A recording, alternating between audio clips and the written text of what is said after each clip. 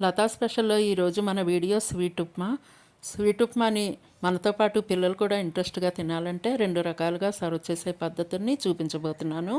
ముందుగా స్టవ్ వెలిగించి ప్యాన్ పెట్టుకుని 3 స్పూన్స్ గీ వేసుకొని జీడిపప్పు, పచ్చి కొబ్బరి ముక్కలు వేసి బాగా వేయించి పక్కన పెట్టుకోవాలి. మరొక ప్యాన్ తీసుకొని 3 స్పూన్స్ ఆయిల్ వేసుకొని 1 గ్లాసు ఉప్మా రవ్వను వేసి బాగా వేయించుకోవాలి. ఇలా బాగా వేగిన తర్వాత 2 గ్లాసులు వాటర్ పోసుకొని బాగా ఉడికించుకోవాలి. ఇలా రవ్వ బాగా ఉడికిన తర్వాత 3/4 గ్లాసు బెల్లం తీసుకొని దీనిలో బాగా కలుపుకోవాలి. ఇలా బాగా కలిసిన తర్వాత స్టవ్ ఆపేసి పెంకు తీసిన కొబ్బరిలో బాగా నింపుకొని మధ్యలో గుంటలా చేసి ముందుగా వేయించి పెట్టుకున్న జీడిపప్పు, పచ్చి కొబ్బరి ముక్కల్ని వేసి సర్వ్ చేసుకోవాలి. నేను ఒక క్యూట్ పెట్ని చూపించబోతున్నాను. అది చూసాక మనం సెకండ్ మెథడ్ చూసేద్దాం.